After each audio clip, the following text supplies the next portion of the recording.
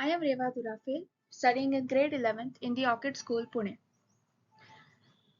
Pune is a city that is surrounded by a large number of ecosystems, which get different species of birds throughout the year.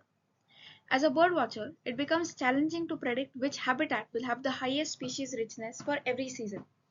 So, my study aims at solving this problem by comparing 6 habitats around Pune. This is my study area: the Akshi Beach, the Tamine Rainforest, the Pashan Lake, the ARAI Hill, the Sinhagad Valley, and the Saswat Grassland. All of these are prime habitats which are very close to the city, and thus they are prone to urbanization. Increasing accessibility to these locations puts them at risk of human intervention and degradation. As of now, all of them have a very high species richness, but if we continue along the same path, these habitats are surely on the path to degradation. I then used eBird, which is a free citizen science website where birdwatchers like me upload our sightings into checklists. I scanned through all the checklists for all 6 locations, and I created a CSV file with the total number of species per habitat for every month. Using this CSV file, I plotted graphs for all the habitats in Python. Before the project, I had expected that the best months for birding would be from November to January, and the worst would be from March to June. The forest and the beach would have the highest counts, and the forest would have a pretty consistent count, while the lake would have the lowest number of birds. So the forest habitat follows a trend where it peaks during the winter months and it reaches the minima during the monsoon months, with the highest count being 190 species in November and the lowest being 90 species in July. The lake habitat also shows a trend very similar to that of the forest habitat, where it peaks during the winter months, with the maxima being 168 species in November and it decreases in the monsoon months, with the minima being 91 species in July.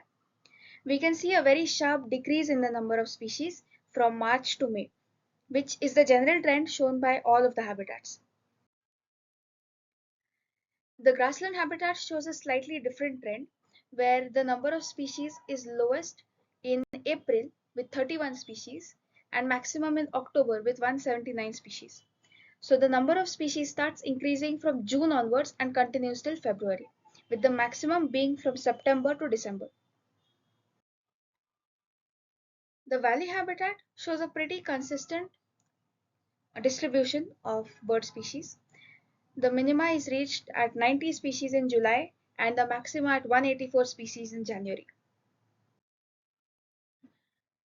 The beach habitat shows a drastic difference in the number of species, again reaching the maximum heights in the winter months and with a minima of only 2 species in July.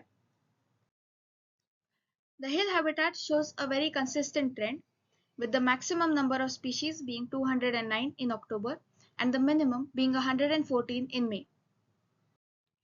The comparative analysis shows that October to January are the best months to go birdwatching, while June to September are the worst.